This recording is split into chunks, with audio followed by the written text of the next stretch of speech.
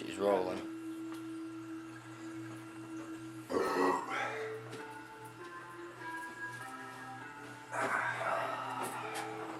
you guys doing today? This is going to be a little series me and my friend Mr. Q Benzie's planning on doing called Burn and Learn. And what sparked our interest today was we just got on the topic of imagine if the rich, powerful, elite, all these powerful rulers, all these greedy people that are helping destroy the planet, if they were introduced to entheogens or psychedelic medicines. So we're going to take some herb for a moment, sit back, think, and just get to discussing.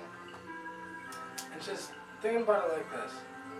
Imagine if one of those people were able to do psychedelics enough, and not a light dose, not like, a trip ball, we're tripping and we're having fun. No, more like enough where they had an ego death and seeing what they were doing and could make a change. And it drastically changed that. Because these things tend to do that. I posted a video the other day called Holy Shit. You can all go back and watch it, but after this video I feel like my life's forever changed because I felt something so deeply getting into a shamanic trance that it completely changed the way that I think. Now the psychedelics have slowly been changing the way I think over the last few years, and what's crazy is this isn't even the heaviest dose that I had taken. It's just I did something to put myself in this trance so deeply that I felt connected to this one wholeness, this consciousness we're a part of. I felt its love. And that's kind of why I brought up the topic. If these people, these evil people, if they were to feel what I felt the other night or have that type of experience, it could completely change them. And they would really question why they're doing what they're doing and why they're hoarding so much money when there's people on the planet starving. Because they don't realize they're connected to everything. They're connected to the whole. They don't understand that. And feeling that, they can. And when I say evil people, I'll say this a lot because I say it to a lot of my friends. Scientifically, there's no such thing as cold. There's only lack of heat. So there's no such thing as evil. There's only lack of love. These people weren't shown enough love. They never felt the love of the universe growing up, and it caused them to become an evil, egotistical person. So feeling that type of love, I feel like it could completely change a man at his core.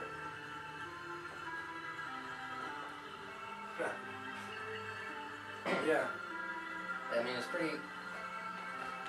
It's a simple concept that I was saying in the video. It's a simple concept that's so complicated, love, and it's because so many people weren't shown proper love growing up because of the way society is. The way society is, that's like, so the parents have to work, you know what I mean, and okay, you gotta have money to raise your kid, but you also need to spend time with your kid because money can't replace love. That lack of love, it's that lack of time, it's that lack of the thought, you know what I mean, that causes somebody to have lack of love.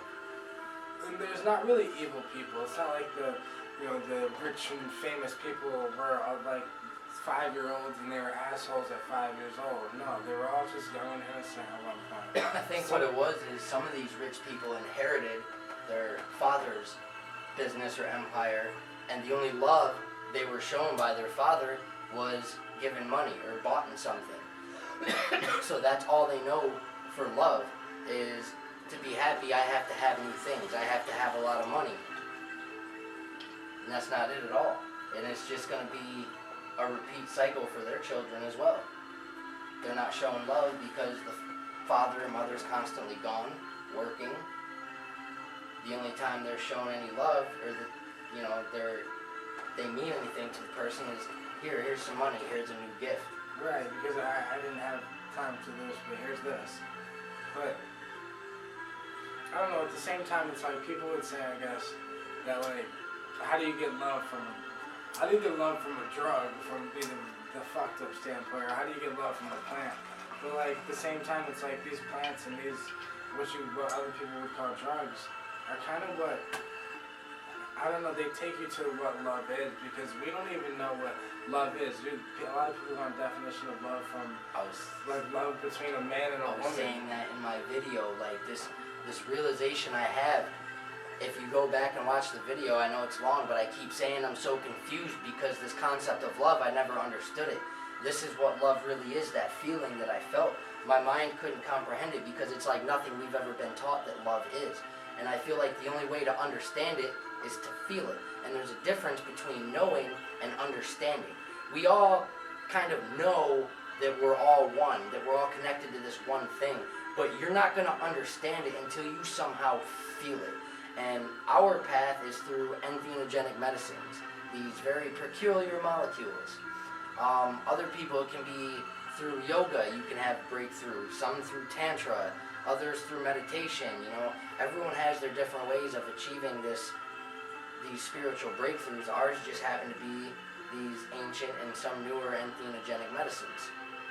And even the newer ones are even somewhat old.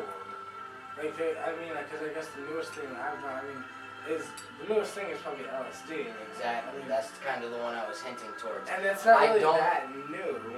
I don't condone what I do. I know a lot of people are interested in it. That's kind of one of the things I'm here to talk about. But I urge against research chemicals a lot, and I'll make videos about why. I've had some bad reactions to them. And I just urge safety. Safety is my biggest thing for anyone out there that's trying to dive deep into their own mind. Safety is something I'll be preaching in almost every video I talk about.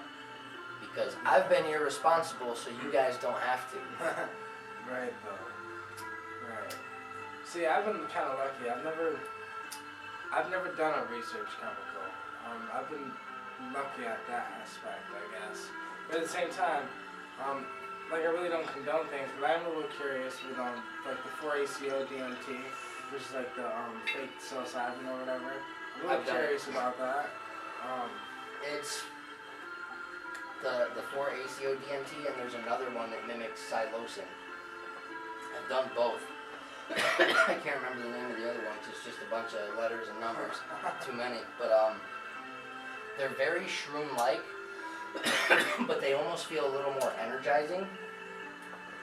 But one of the things I feel like I notice with a lot of the research chemicals is I say they lack the true magic of something like mushrooms or LSD or ayahuasca. They lack the MDMA. The magic, yeah. The reason I say magic is because it feels like there's no plant base there. I don't feel the connection to the whole. My biggest thing when I trip is getting back to feeling that connection, because feeling is something we don't do as human beings much anymore. We think too much and we don't feel enough. So when I feel that connection, it almost frees my mind and breaks me away of all the negative thinking or any judgmental thinking that I've had, and almost puts me back into a pure state of love, almost like that state of love you're in when you're a child. And, you know, that's probably why I do my rituals and trip once a month, maybe sometimes 2 times a month, but no more than that. And it's just, for me, a slight reminder of staying in this state of love. These things are tools to help us in many different ways, to help us in our mind, to help us overcome ourselves, to conquer the battle within against our ego, and to help us understand our connection to the whole and how we're all connected to one another. And I think that's why these things are so illegal too, because they don't want us to know how we're all connected, because it would bring us all together. And that's bad news. For some reason, they work better when we're divided. When we're fighting against each other. That's right. Absolutely. I gotta see how much time's left on this video, sorry. No, you're good. We got 10 minutes. Cool. I've only got such little space on my memory card left, I apologize. We're just going with the flow here. Where were we at? They know. These things can be really life transforming. The way that I used to act and carry myself 4 years ago compared to the way that I am now. I'll show before and after photos. And 4 years ago when I started doing these molecules, these entheogens, a lot of people were like, oh, you're going to lose your mind, you're going to go crazy, those things are so bad.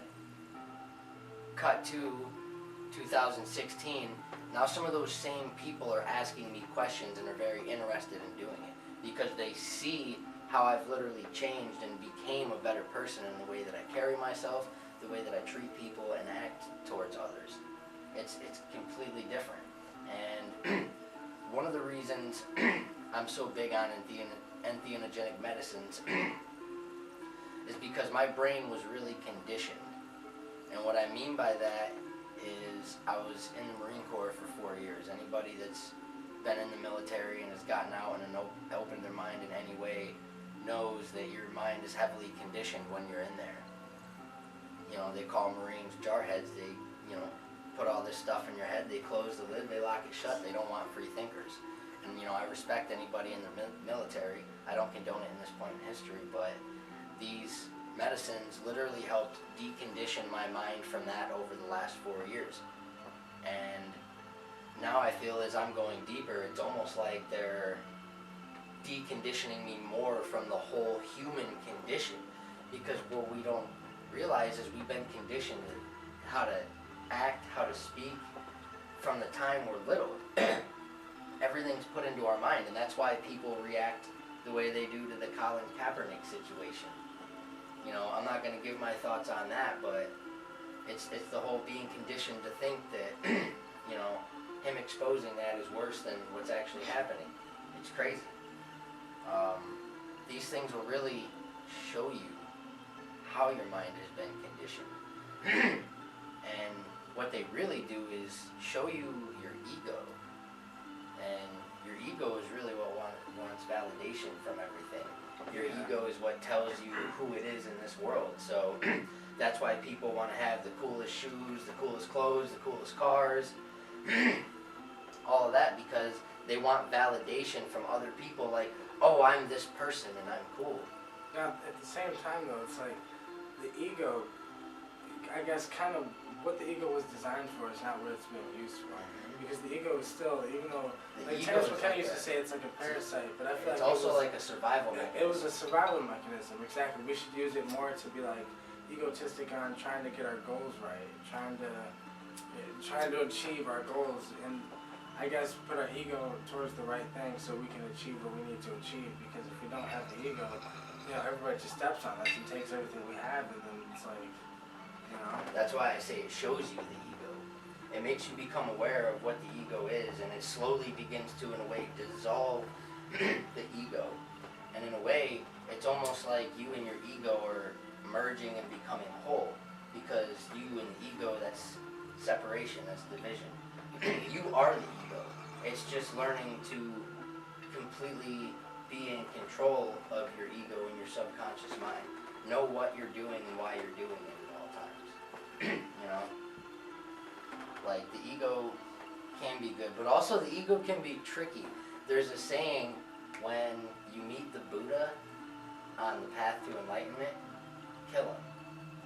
And the reason being is because he'll trick you into thinking you've achieved this enlightenment. And I almost tricked myself the other night in that trip, thinking holy shit, I just went through what Buddha went through and achieved this enlightenment. And it's well, not really. I feel like I only got a glimpse after coming down, and it was so intense. I feel like this experience the other night was so intense. I feel like it could only give me a glimpse of what it was trying to show me, because my brain wouldn't have been able to comprehend it yet. And now, since I know how to raise my vibrations doing dances and certain meditations and my shamanic ritual to get me there, I feel like each time I'm going to be able to take it deeper until I can fully understand it and maybe have human words for it, because I feel like you just have to feel it to understand it. And I don't want my words to be manipulated either. It's if I can show you, because I've tripped with my wife several times, and I've been able to pull her into this shamanic trance. And on December 21st this year, I'm going to try to do it with him as well. And what it is she can feel everything that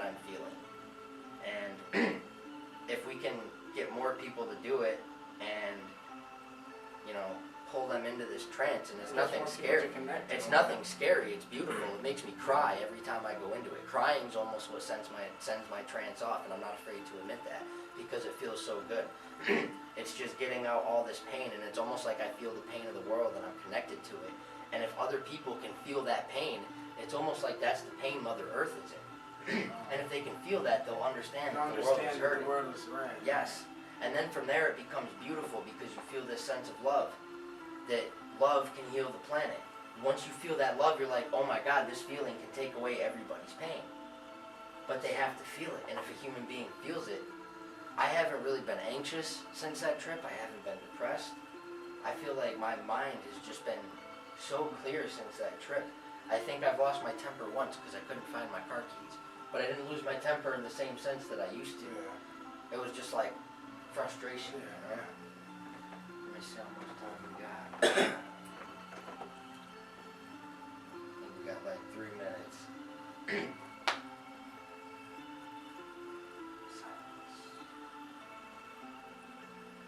Silence is sometimes a good thing. Absolutely.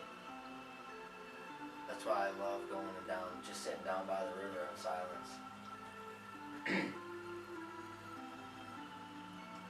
But I want to close it off with this, that psychedelics are not the scary monsters that our parents were taught and that we were taught. Not at all. If you do them properly, in the right setting and with the right mindset and in the right internal setting, it won't be a fun recreational experience, but it'll be life-changing. I can promise you that. And love will be the outcome. I promise you these things offer you nothing but love. I apologize, I keep clearing my throat. Smoking weed and bongs. But these things offer you nothing but love, and they will show you nothing but love. And being shown that, it makes me want to show others that. That's why part of this channel is my whole channel is dedicated with the intentions of love. And if I ever come off on a video with vibrations that are not in love, that are out of tune with love, put me in check, man. I won't ever get mad. But I hope you guys enjoyed this video. We'll definitely be having more burn and learns. Something a couple of our friends told us that we should make videos of because we talk about some crazy things. Right. So we'll definitely have a lot more crazy shit to talk about. Definitely subscribe. Subscribe. Don't forget to subscribe to Mr. Mark Jane Q Benzies. Hey. We're here to entertain. That's all we do. That was the worst sign off ever. You guys can laugh at that.